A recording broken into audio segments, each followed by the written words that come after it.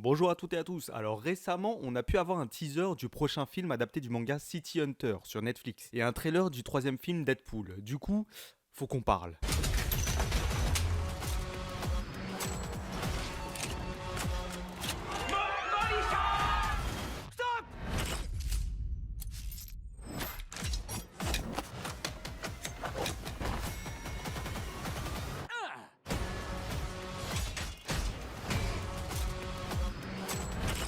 Donc, le teaser de City Hunter est centré sur le personnage de Ryo Saeba. Du coup, on n'a pour le moment aucun aperçu des autres personnages. Si ce n'est celui de Kaori qu'on a déjà pu voir en image et qui semble faire un rapide passage dans ce teaser.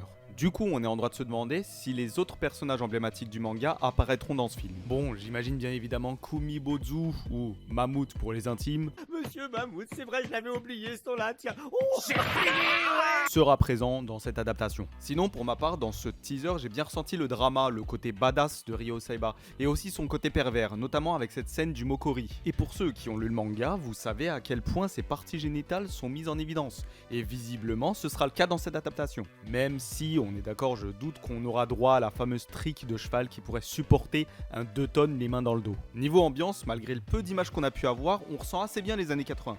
Par contre, niveau OST, aucune trace des musiques originales, mais j'imagine qu'elles seront présentes dans le film. Bref, pas grand chose à dire pour le moment, j'attends de voir le prochain trailer qui apportera davantage d'informations, mais rien qu'en 20 secondes, mon niveau d'excitation s'est fait en 3 temps.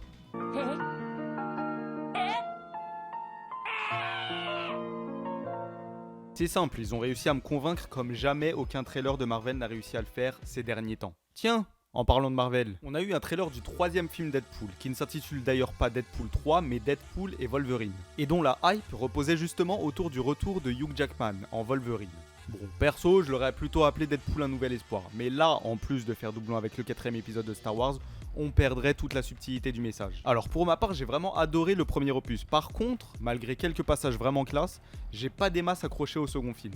Pour ce qui est de ce trailer, eh bien, je dois avouer qu'il m'a vraiment donné envie d'en voir davantage.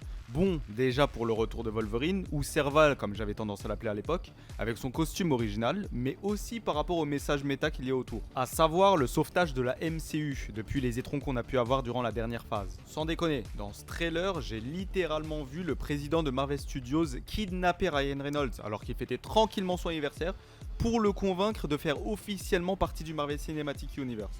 Et tant qu'à faire, en profiter pour les sortir de la mouise. Donc voilà, hâte de voir l'échange entre Deadpool et Wolverine. D'ailleurs, c'est pas impossible qu'ils en rajoutent une couche en faisant de nouveau un clin d'œil à leur duel dans le film X-Men Origins Wolverine, mais surtout voir si le film va réussir le pari fou et impossible de sauver le MCU. Non, je déconne, vu ce qu'on a bouffé dernièrement, faut vraiment le vouloir pour faire pire. Par contre, est-ce qu'il faudra pour autant se dire que la réussite de ce film pourrait potentiellement être signe d'un nouvel espoir ?